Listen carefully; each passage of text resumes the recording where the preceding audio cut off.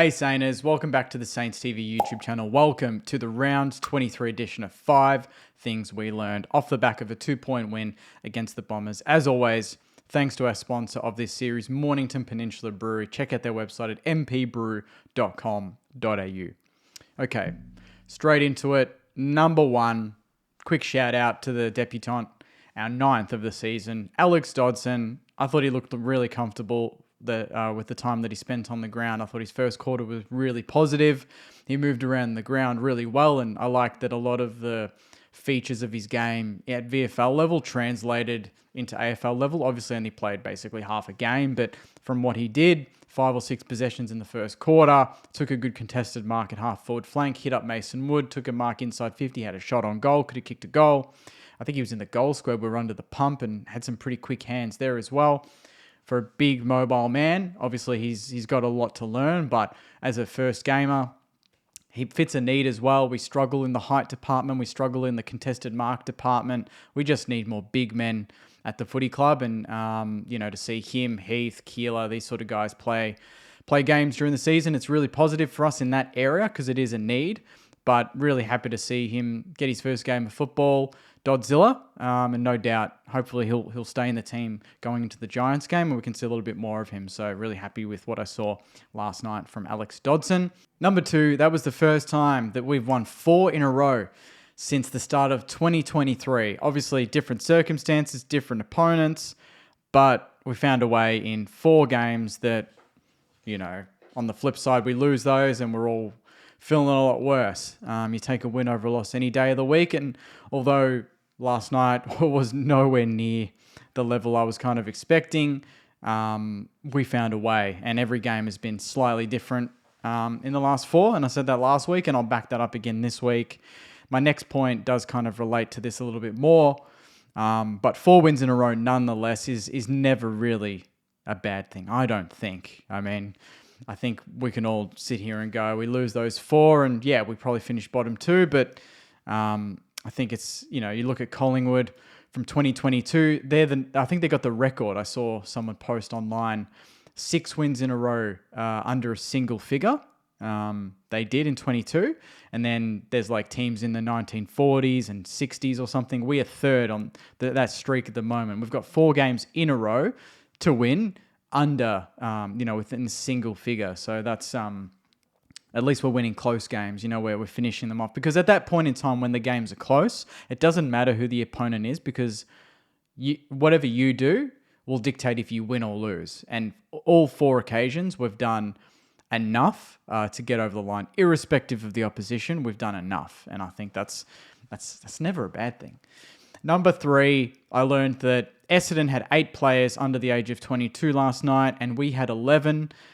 Maybe from my end, I think I needed to know this one because I think maybe in the review last night, we can't, maybe a lot of Saints expected us to just thump them because the Dogs did. But to take into account the actual lineup, we genuinely looked very young out there as well as Essendon. It just looked like 2 young teams going at it. Obviously, nowhere near it. 2 teams trying to build something. Yes, one has a lot of injuries, but we're also fielding, like that was the first time I think we played every single first round pick since 2021. So that's never happened before for us. That's 7 or 8 in that team. Travalia, Taru, Filippo, Wilson, Naz, Collard. I can't remember. There's probably another one there I'm missing. But you get my point. It's just, I think that's perspective that maybe we need a little bit. It would have been nice to at least, like I said it in my preview, I just wanted to win 1 game and be relaxed. But again, that is maybe ignoring the facts that are put in front of me, and that is a fact. We had, I think, 6 players under the age of 19 last night. So in terms of senior bodies, although Essendon were missing quite a number of players, they still had good representation. And they had a nothing-to-lose attitude, which is always terrifying when you're playing in these games because those are the hardest games to win when a team just has nothing to lose and they just play on at all costs and bomb it in and play fast football. They're not fearful of losing. I think we're still a little bit fearful of losing, which is why we can't really close these games out well enough or at least seal them. But yeah, it's good to get games again into so many players that hopefully will be part of the future. And obviously there's a couple there that we'll talk about shortly that are unsigned, but they were massive factors in us winning last night. Number 4, another week, and it's another opposition defender that feasts on our forward 50 entries. Mason Redman had an absolute day out, and I feel like every single week, the number 1 ranked player on the ground is the defender or one of the intercept defenders of the opposition. I don't know who it's going to be next week, Iden or something like that. And it's probably going to be Leek Alir, to be honest, who's going to just have a feast if we bomb it in the 50 the way we've been doing. But Mason Redman, I can't remember what his stats were, but I think he had close to the most marks on the ground. He had, I think, game high disposals for Essendon. I'll just double check here, but it was just,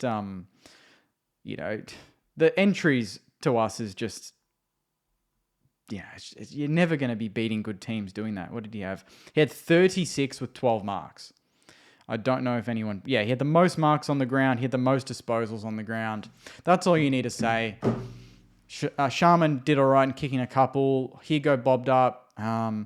We took off Dodson, and I think maybe that, offered a bit more ground ball speed to lock the ball in the 50, but at the same time, less height to compete with the likes of Mason Redman. So again, another example of a game, and it's just done to death, that we need more height. We need better connection into the forward 50. So Brendan Bolton, hopefully, mate, please get the forwards moving, get them separate. I felt like anytime we went inside 50, all of our forwards were going for the same ball. Mason Wood was flying, Sharman was flying. They were all going for the same ball and not separated and on the lead.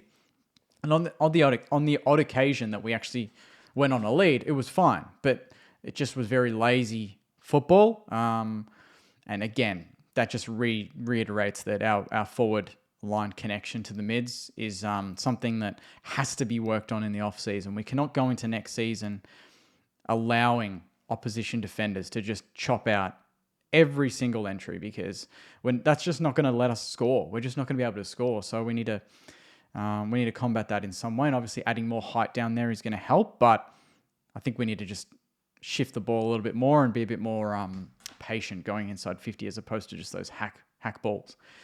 And number 5, I don't think I have ever seen St Kilda supporters coping and hoping more than I have right now. I think it is off the charts.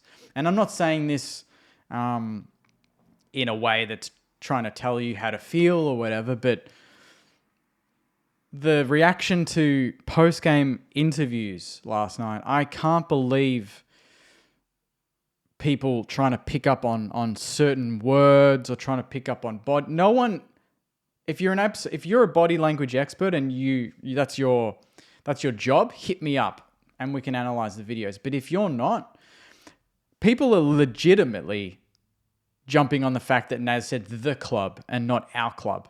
He's 22. He's clearly media shy. He's clearly not trained for this sort of stuff. And people are jumping on him when people are asking him pointed questions. I personally think that the only way people would be okay with these interviews is if he did a Leonardo DiCaprio from Wolf of Wall Street. He just grabbed the mic and just went, "I ain't fucking leaving." Like, that's legitimately the only way St Kilda fans would have been happy with that outcome. The fact that he's being put in front of the cameras, I got no problem.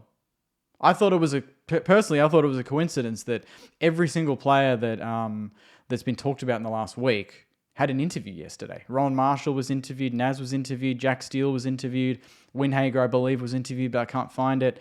Cal Wilkie did a pre-game interview and seemed very bullish about the future and pretty positive. No one's really cross-examining him. Joey Montagna, pre-game on Triple M, sounded very confident about Naz. Eddie Maguire during the week. Gary Lyon during the week. Rui. I mean, to me, it's very much...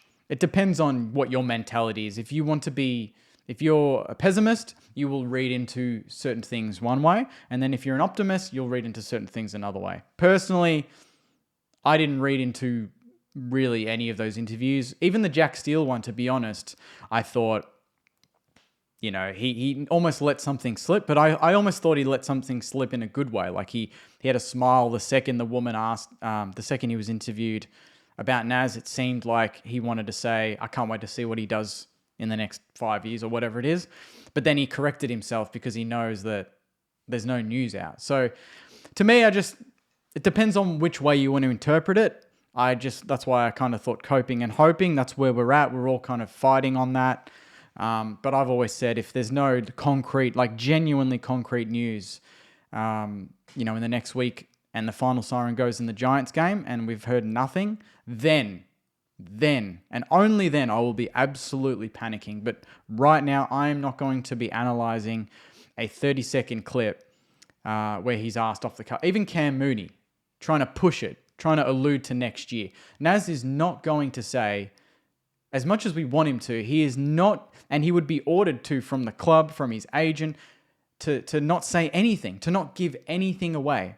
And even him mentioning his family, this isn't me coping or hoping, I'm just giving facts. Him mentioning his family, most people I've read interpret it, he's mentioned his family, that means he's gone. In a weird way, the way I interpret it was, he mentioned his family because what if he's mulling over signing a short deal or a long deal and he knows it's going to be tough for his family to handle him not coming home? That could be the alternative, but no one will read it that way. Everyone is just, I guess, expecting the worst so that if it happens, you don't feel disappointed, as opposed to hoping he stays and being positive, and then when it doesn't happen, you're going to be shattered. To be honest, I don't think that helps. I think either way, if you're coping or you're hoping and he goes, you're going to be shattered either way. So you're kidding yourselves if that helps. I don't think it does. That's just my little 2 cents on that one. I just don't. No one knows. You can think you know, and if that's going to help you sleep better at night when the news happens, so be it. But I don't want to read into any of that at all. I saw Steele have a bit of a smirk when mentioned. I saw Kel Wilkie be pretty firm on his leadership and the fact that he loves the club and all this sort of stuff. Marshall didn't give anything away. And then people think because Windy said he's moving out, it's a big deal. I mean, they're grown men. They can move out. Maybe he's signed maybe he's going to get more coin at the club and he's bought a house. I don't know. You can read into anything any way you want. And look, I'm not going to tell you how to feel, but right now I'm not going to jump into that bandwagon of he's gone because he didn't say what I wanted in an interview after 120 minutes of football when he's not media trained and they're asking him pointed questions, which clearly he's instructed not to answer. So give it a week. I mean, I would love it if they just drop it today. It'd be nice. But yeah, that's my 5 things saying. It's a bit of a long-winded one there. Apologies. I just feel like I had to bring it up because people are absolutely losing their minds over on words that could mean multiple things. Multiple things. So just to round it out, number 1, Dodson looked very comfortable, very happy with his form last night. Number 2, first time we've won 4 in a row since 2023. Also 4 in a row under within single digits as well, which I think is 3rd on the streak of the last 100 years or something like that. Collingwood number 1 with 6 in a row in 2022. We played Essendon, who had 8 under the age of 22 last night. We had 11, so very inexperienced lineup there despite their injuries. It's still an inexperienced St Kilda lineup. Number 4, another week, another opposition defender that feasts on our entries in Mason Redmond. 36 disposals, 12 marks. Most disposals, most marks on the ground. That's all you need to know about our forward 50 entry structure. And number 5, coping and hoping is off the charts at an all-time level at the moment. So, on that note, thank you very much, Sainers. Enjoy the rest of your weekend if you can. And hopefully, we'll be hearing some good news soon. So take care, enjoy the rest of your weekend. And as always, go you mighty Sainers. Thanks, guys. Get the speaker box loud, hitting that stuff till you hearing that sound.